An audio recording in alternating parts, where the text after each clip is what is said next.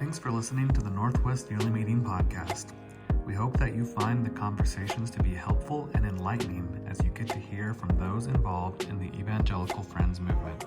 Be sure to subscribe to the show so you don't miss when a new episode comes out. Now, enjoy the episode. Well, hello everybody. Welcome to the August episode. Right out the gate, I'm just going to say, I don't know. I'm going to try to talk loud, but if you're watching the video version of this, you can see that I have a sleeping baby wrapped around my chest here. So I'm trying not to wake him up and see how this goes. But I think it's fitting since we're talking about youth and the next generation that I've got the next generation here strapped to my chest. But it may make podcasting a little difficult today. We might have some exciting moments.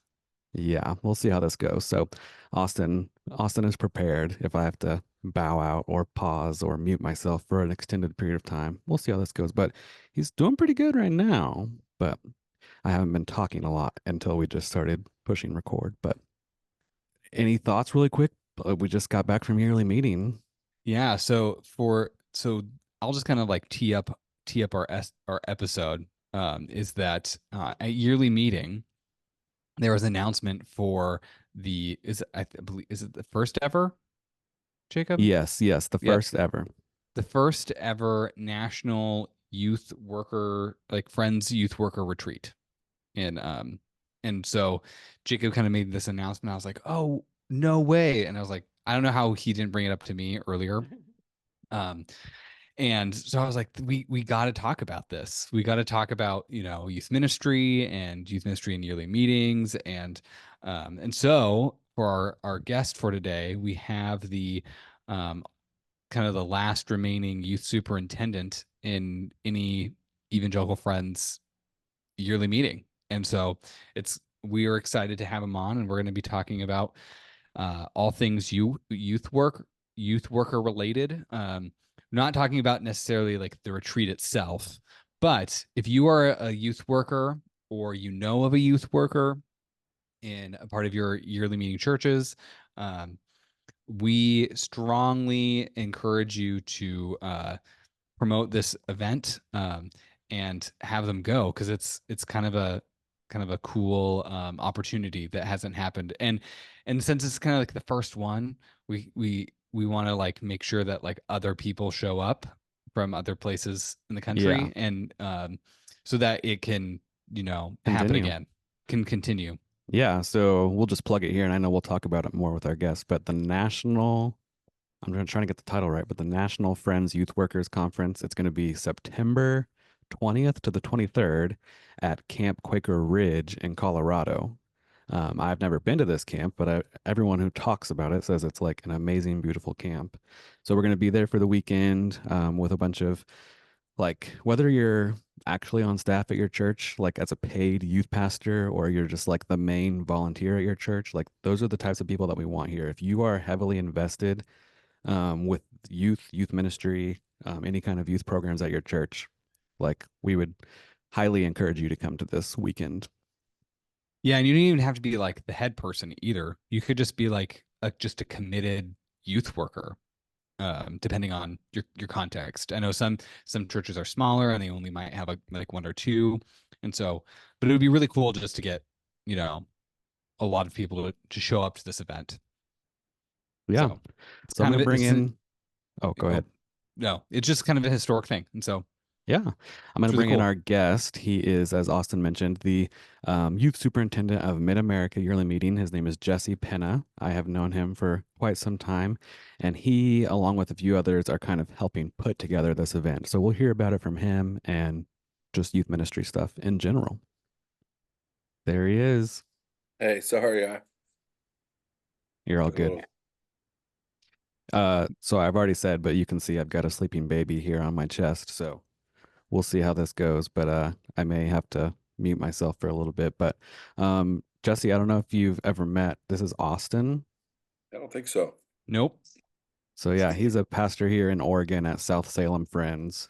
But he was a youth pastor at one point. I was a youth pastor. So I mean, I started my ministry experience in youth ministry. I have a youth ministry degree. So, youth ministry has a special place in my heart. And so when so yeah, I love youth ministry, love to think about these things, talk about these things. So I'm excited to have you here on the podcast. So I mean, this is the Northwest Yearly Meeting podcast. One of our goals of Jacob and I is to have people from different yearly meetings to come on the podcast to kind of bridge the gaps a little bit. And so it's exciting for us to have somebody from Mid-America come on the show. But I'm pretty sure most people don't know who you are who are listening to us. So could you give kind of a brief introduction of who you are and your role and what you do? Yeah, so my name is Jesse Ray Billy Bob Bodine Penna, and I've been working in student ministries for 20 years or so, but most recently just kind of came back full circle, full time for the yearly meeting as the director of student ministries and young adults. I've been working for the yearly meeting since 2012, so about 12 years in some different capacities, but as of February, kind of back full time with a focus on student ministries in particular and young adults and in the broader sense of students. So not an unfamiliar role, but couple other things added to the work recently. But yeah, that's kind of it in a nutshell.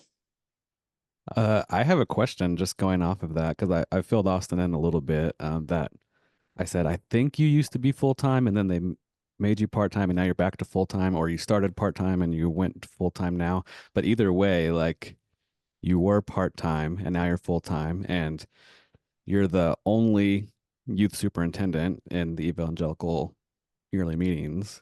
And that's been the case for a while. Even when you were part time, you were the only one. And so, like, I guess like most people would think, oh, like he's the last one, he's part-time, like it's only a matter of time before he's gone. But it's actually the reverse. Like they've just made you full-time. And so I'm just kind of curious from maybe your perspective in mid-America, like, is it because things are growing, or are they going out on faith and being like, we're just going to make Jesse full-time, even though maybe the need isn't there right now, but we're hoping that it will be? Like, what is your perspective on that in mid-America? Yeah, it's been kind of a weird journey in a lot of ways. If I were to describe the reason, it really was more of the local church people, some youth pastors and pastors um, saying we really value this and really need this and really want this again. Like for so many years, we did have we had a full time person and actually a part time person specifically in student ministries for quite a few years. And so historically, there's kind of been the built-in DNA among Mid-America to have that position. And so in uh, I don't know, there's lots of details, but essentially um, in recent months, in a transition phase, there were individuals, churches, youth pastors, etc., who really just kind of came to the elders in Mid-America and just said, we really value this. Not just this position, but we really value student ministries, and we want to have we want to go back and be able to have a full time person to focus on student ministries. So, um, sparing you all the intricate details or whatever, that's kind of it in a nutshell. And um, when I was part time for the yearly meeting, it's kind of one of those things where we were still kind of doing what we had done for so many years with a full time person. So it's kind of Um, for so many years, I was part time for the yearly meeting, but we were still kind of doing full time student ministries work, Hmm. which I think that's a common. I mean, a There's lot of no youth pastors. Yeah, there's no, part-time youth pastor. It's always right. Yeah, so we were definitely in that camp or whatever for it was 8 years, I guess, that I was part time for the yearly meeting and was also working at Barclay College. But then just yeah, as of February, kind of back full time for the yearly meeting. Yeah, that's good to hear because it's I know at least in our context, I know that youth ministry has kind of has its up and downs, especially in the last couple years. And there's kind of like lots of reasons for this, but this is just kind of a question that I have, is just like, what do you think the state of youth ministry among friends is in general? Like, what's your pulse? What's your, your intuitions? Obviously, like, there's probably lots of theories, and this is just your opinion, but what do you think the state of youth ministry is? Yeah, I would say we're in a season of transition. You could call it decline, or you could call it transition, depending on a positive or negative spin. But yeah, there's definitely among friends. Um, if you just even look at the raw data of numbers of youth pastors, or if you look at programs in the past, if you look at those numbers, all those numbers are down, have decreased in Mm-hmm. number.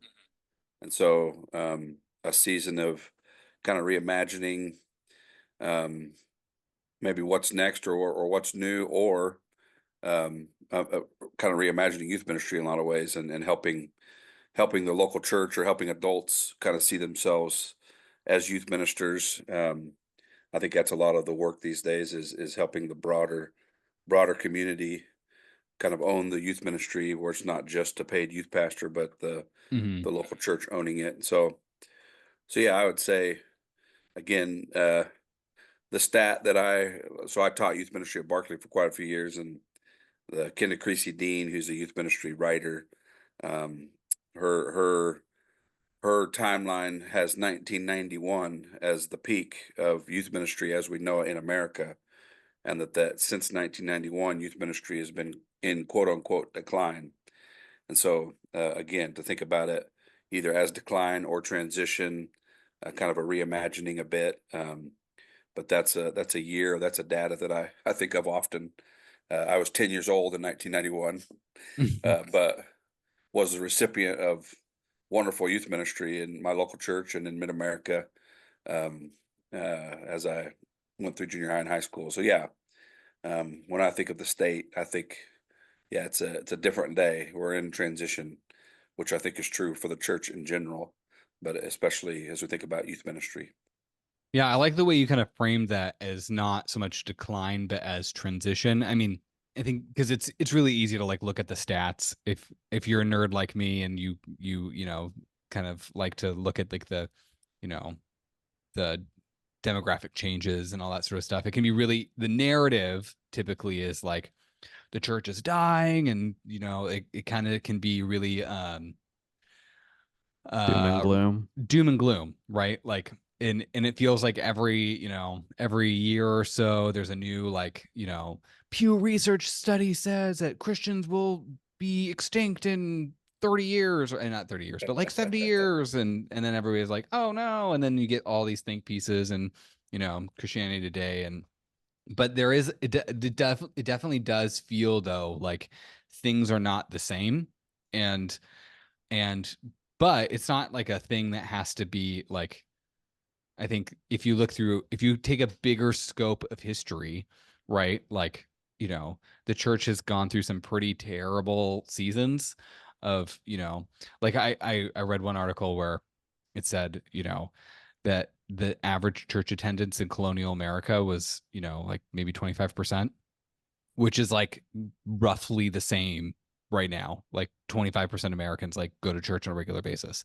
And so you're like, oh, okay. Like when you in like it doesn't in the a lot of these studies don't talk about, the potentials for revival. And I recently had a conversation with my not I didn't have a conversation. I was having a conversation with somebody who they had a conversation with a young person. They're like, the church just has a marketing problem with kids and young people. Like there's just been kind of like a disconnect.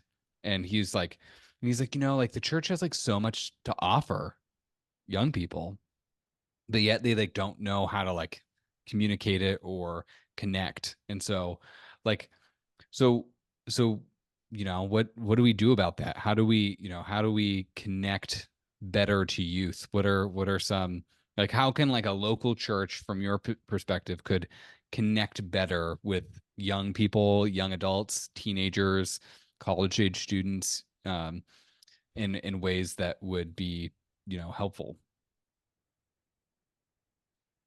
Yeah, it seems maybe oversimplified to say, like, even here in Mid-America, we just had a yearly meeting this last weekend, and um, the guest speaker, I mean, just kind of the general simple invitation of um, inviting people to sit with you at a table, whether it's drinking coffee or having a meal.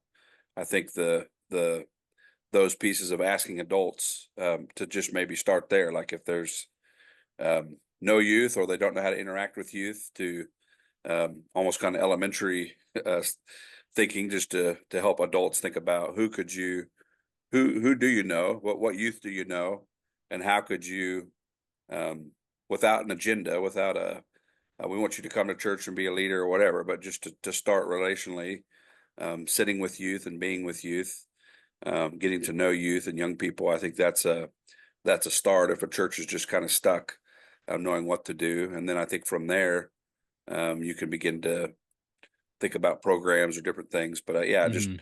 to kind of start relationally, 101 youth ministry to get to know students. And I know I think part of the problem sometimes, like Mark Yaconelli, he lives in the Northwest. He lives in Oregon. Wrote a book called Contemplative Youth Ministry. Chapter 2 is about, the title is Teen Angst and Adult Anxiety. And his point that he was making 30 years ago, which is still true today, is that teens make adults anxious.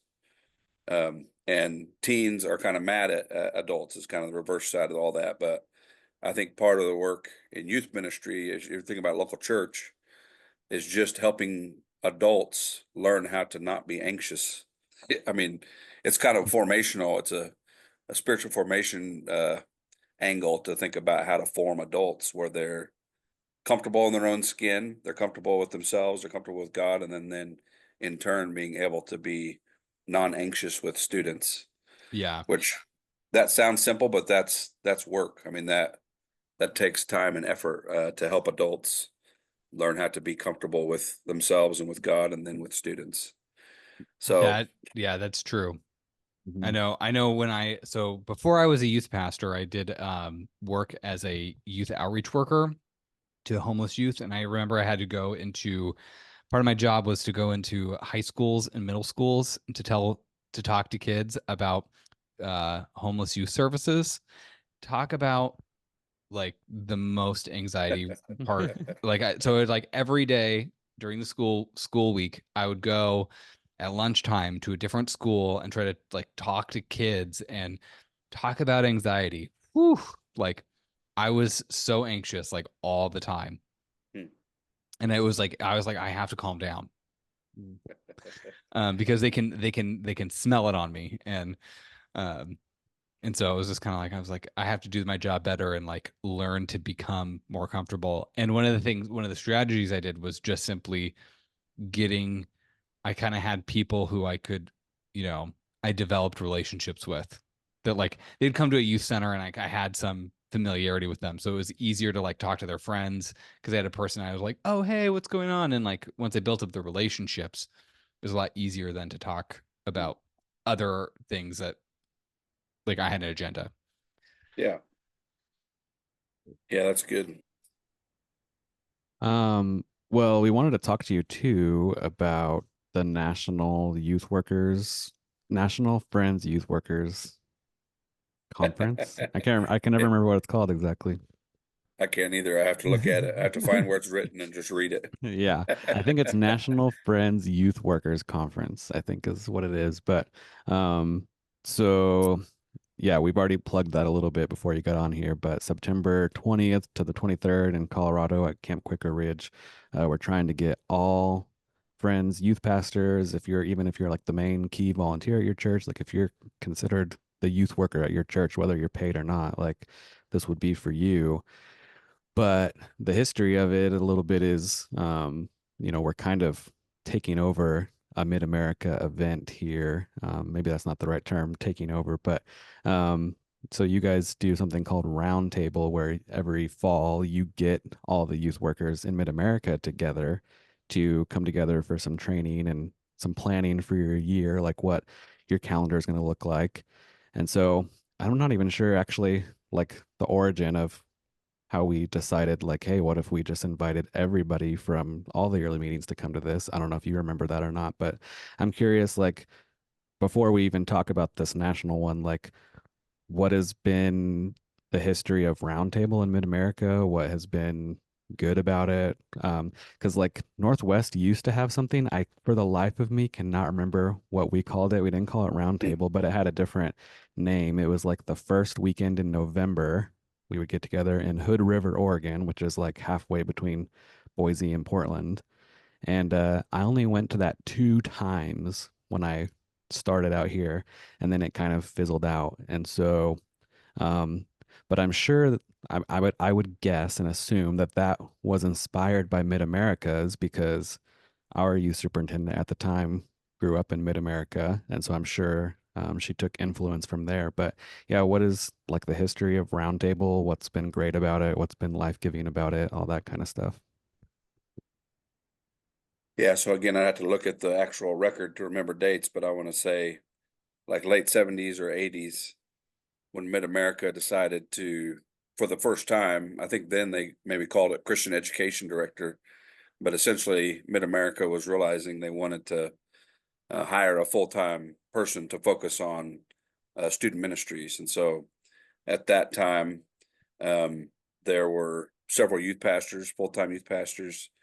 And so that group, that initial person, uh, Royce Frazier, who's now the president of Barclay, he was kind of the one who, I don't know if it was his idea or a collaborative idea, but they started to just meet once a year, and they decided to call it Roundtable. Why they called it Roundtable, I don't know. It's kind of a Knights at the Round Table. I don't know if that has anything to do with it, but anyway, as far as I can remember, so even when I was a student in the 90s, I remember my youth pastor saying he was going to be gone because of Roundtable. But I think the idea, and it's still very much the case, when you have people that are like-minded, kind of the iron sharpens iron. Like if I have a similar interest, I can become better in what I'm doing if I get together with other people who have that same interest. And so that idea of both encouragement of the craft, in this case, youth ministry, to come and share ideas, to come and offer encouragement, really kind of the relational piece of just simply being together is really kind of a major benefit of Roundtable. But then also in Mid America, no one group, we don't have huge groups, we don't have huge churches. I think this would be true in Northwest as well, be true in Indiana and Iowa as well, that are all considering sending folks that because of our size culture of not being huge, there's something about how we have to depend on each other's people, but then also groups to do something together that we couldn't do by ourselves. And so a lot of our programming in Mid America, all of our student ministry stuff outside of local weekly youth group and church attendance, we do all of our programming collaboratively. And very much we're all equal at the table. There's nobody's a boss. We're all there as youth workers who love students. And so it's really fun actually to be able to work together to put something together with like-minded people that become very dear friends. Like you're working on stuff, you're together, and then you produce this product that we call some sort of program. But in the end, it becomes a beautiful picture of the kingdom, working together, encouraging each other, sharing the load of the work, etc. And so Roundtable really is a combination of all those things. So with the National Youth Workers Retreat, like we'd done Friends Summit last December, and kind of leading up to that, we recognized even in the planning of Friends Summit that there's so many pockets of youth pastors who desire that kind of thing, to get together with other youth pastors for encouragement, for maybe some learning, but then maybe some working together. That I think it was actually Katie's idea. Katie Moran maybe had the initial idea. Hey, what if we tried a National Friends Youth Workers Retreat in conjunction with Mid America's Roundtable? So we were already kind of working on calendaring our roundtable for this coming September. We were working on that last fall, and so we just thought, hey, yeah, let's try it. And Kaleo was able to get a little money to help with some training and some resource. And so again, you have Mid-America trying to figure out how can we work together and encourage each other and be better together. This will kind of be our first attempt. Okay, how could we collectively, as yearly meetings, for those that are interested in youth ministry, come together in the same place for a couple days and do all those things. So it'll be fun to all be together for the first full day, and then the second full day, we're encouraging the various yearly meetings to kind of to take the day to work together in their own context of their own yearly meeting, and so to give them space, a full day, as youth workers, to discern what could they do in their own yearly meeting context together as a group. So that's kind of the brief history of Roundtable and then the National Youth Workers Retreat.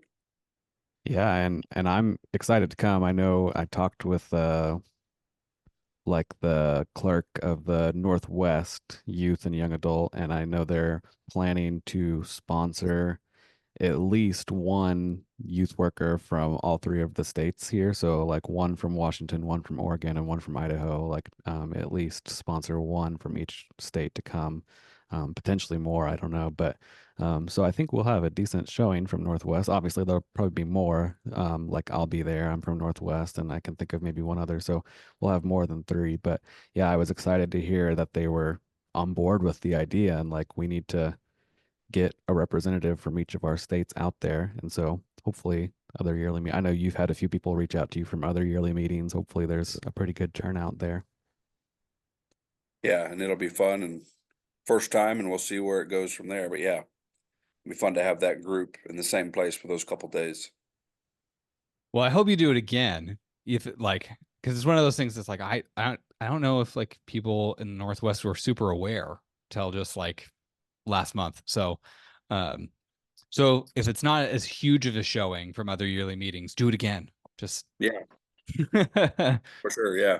um I I have kind of a like, since you're there to like encourage each other and to sharpen each other, what do you think is one of the biggest, struggles for just youth workers right now in doing youth ministry?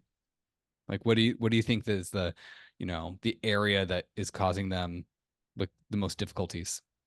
Yeah, I was maybe a general sense of discouragement, maybe not feeling like the church is fully behind them as I'm thinking about youth workers. And then maybe, yeah, I think as I talk to youth workers, um, kind of a lack of time and resource potentially I'd put on the Mm, list in terms of just feeling like they have the what they would need to do the things that God would call them to do, both in time and money. I think those are two things that maybe rise to the surface of needs for youth workers. And then yeah, I think the part of the value of something like a National Friends, I mean, kind of a lot of youth workers may feel like they're just lone rangers. They're doing things by themselves. They feel called to students, feel called to do youth ministry, but they don't have a team. They don't have a church that is behind them. That they may just feel like a lone ranger. That I mhm. think I think the value of getting together um, helps address that issue. Um, so yeah, those are some things that come to my mind when I think about maybe some of the obstacles or issues that youth workers are facing. I think anymore, I mean, there really is a ton of free resource. Like there's a lot of resources out there that one can get in terms of curriculum, teaching, etc. That Mhm. I do think the incarnational face-to-face need is pretty high these days, to continue to encourage and equip. There's something about being in person that is different than an online resource, obviously, Yeah. um, but yeah, I don't think we're necessarily under resourced related to curriculum or ideas for games or that kind of stuff. I think there's a lot of cool stuff out there that's free, but I do think, yeah, not being a lone ranger and having people that we're doing youth ministry with is maybe a need amongst youth workers. Yeah. I know that feeling of just being like the only one, or like, I mean, at least in my background, like when I was a youth pastor, I was at a it was at a smaller church and just didn't have a lot of it was like me and my wife and one other youth worker. And yeah. So and we did do some stuff collaboratively, but during I was a youth pastor during the Northwest Yearly Meeting restructuring and kind of our split that happened. So that also impacted just the youth ministry in general. And so because it just caused a lot of families to leave, and still kind of, I think that still is lingering in the background for a lot of our churches here in the Northwest. Yeah. But like I one thing I wanted to kind of, you talked about like the importance of kind of like that incarnational, like in person, face to face, is so important nowadays. And I would love you to talk about kind of the challenges, maybe not the challenges, but that's not, I don't want to talk about the challenges, but the just how different, like how things like social media and how kids are relating to each other now digitally is impacting youth ministries. Because I know, for at least from my experience, I grew up in the era where we just, because I'm younger than you, like we had cell phones, but if you wanted to like text somebody, you had to, it took like 20 minutes to like type out, because it was like all T9, and like phones were still phones. And I mean, we had like the internet, but you had to be like on a computer. And so, like most of interactions still happened in person. And I'm finding with younger people that just, that's not the case. Like so many young people are, their relationships are formed through social media, and even just like with their friends in real life. Like they'll sit next to each other, talking to each other through social media. And I'm like, it's kind of, it's different, um, Right. different experience. So, can you, kind of like speak to the role that like social media may play for youth workers? Because it is one of those things where it's like, I it's not a secret on the podcast that I kind of hate social media.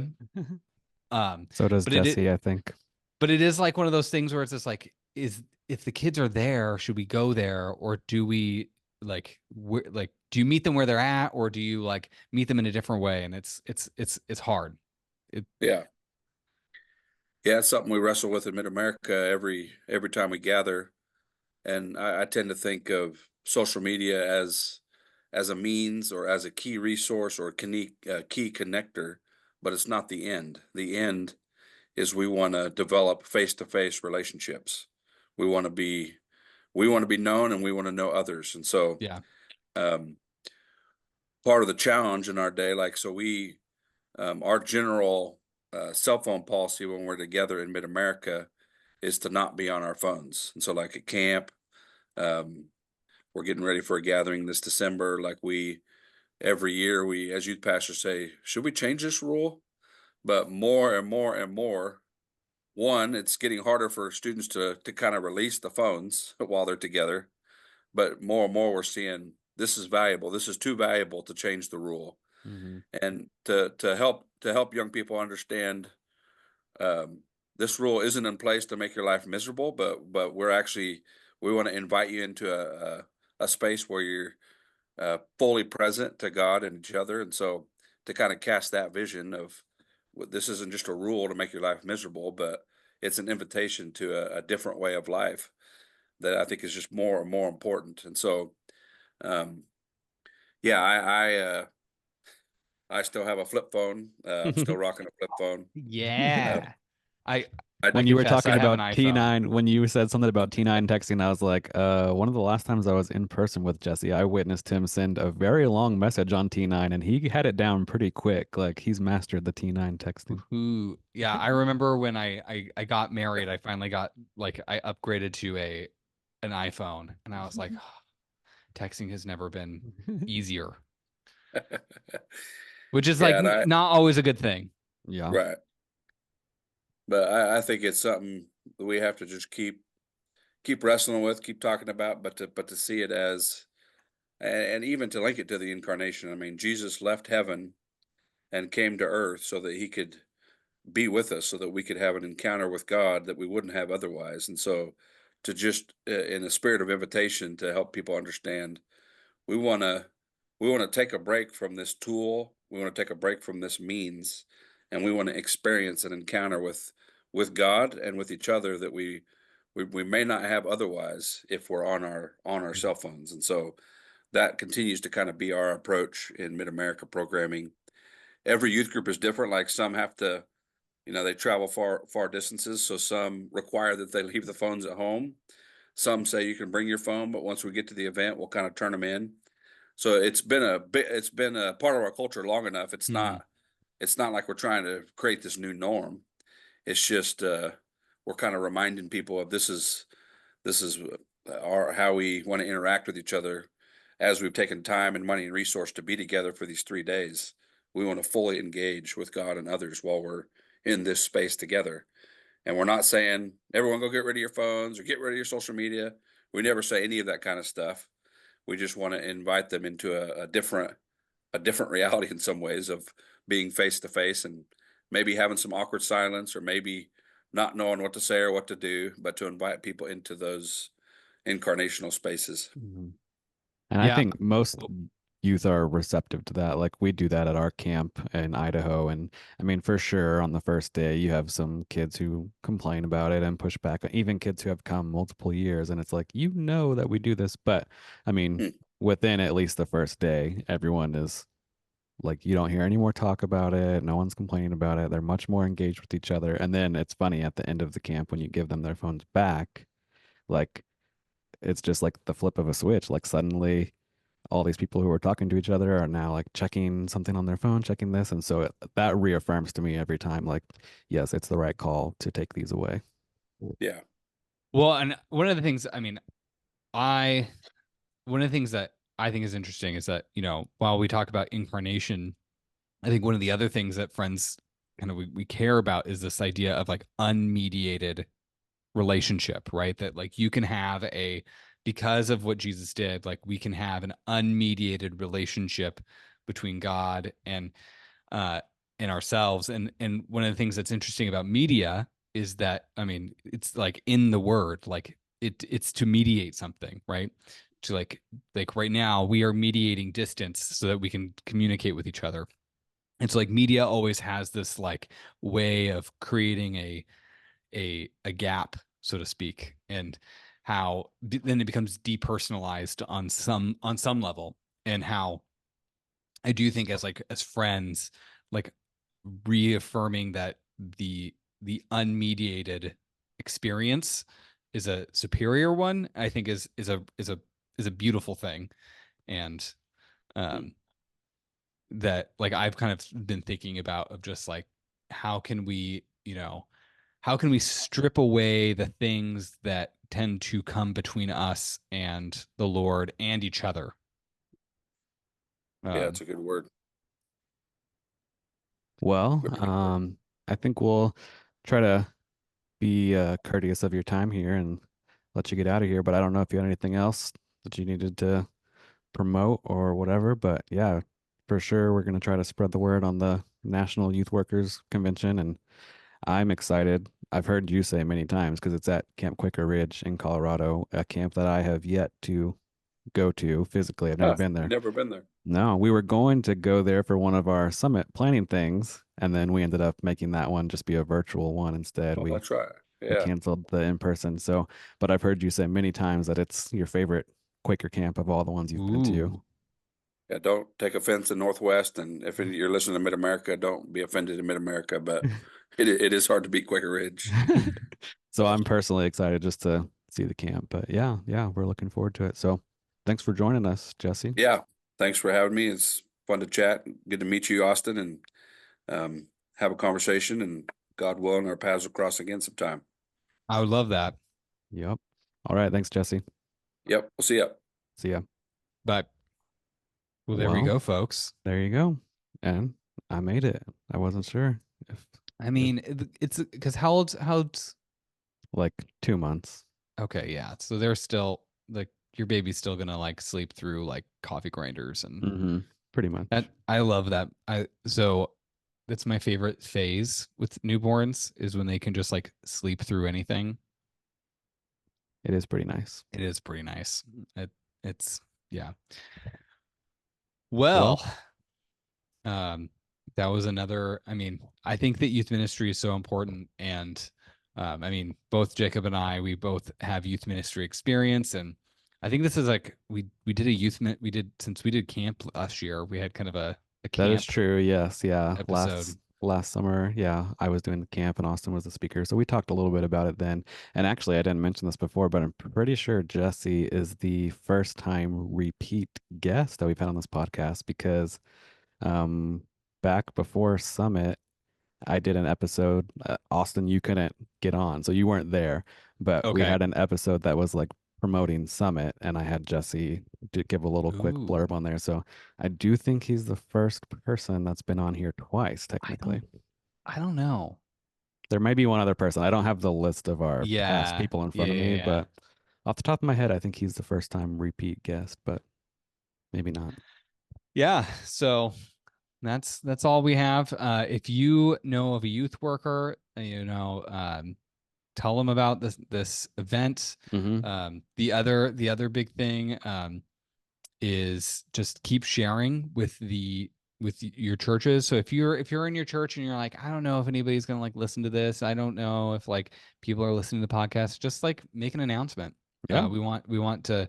I recently had a conversation with somebody at Newberg Friends who they're like, wait, we have a podcast? And I was like, yeah. So continue to spread the word. Let your friends know, let your churches know, maybe make an announcement. Try to spread these things. And yeah, and we'd love to get your feedback in the comment section. So like For and sure. subscribe. Yep. And then we'll see you next month. Once again, thank you for listening. If you enjoyed today's episode, be sure to share it with others. Please rate and review the podcast so others can find it.